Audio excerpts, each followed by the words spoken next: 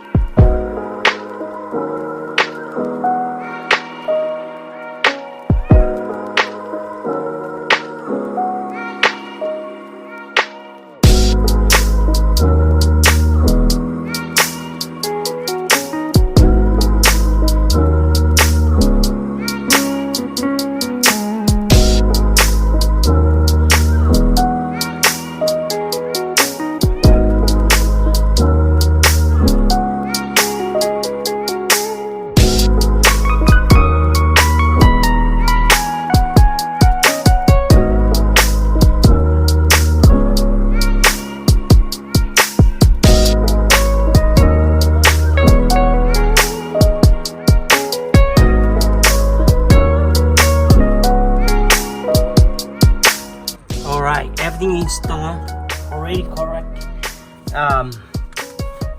You know, when when they sell it, they don't come with a zip tie. I put that one on those right there to make them tight, and it's out here the clamp. So there's a new tie rod in. So anyway, gotta go to alignment no matter what, because you mess up the suspension. Anyway, so if you guys like it, give me a thumb up and subscribe below. I appreciate it. Thanks for watching.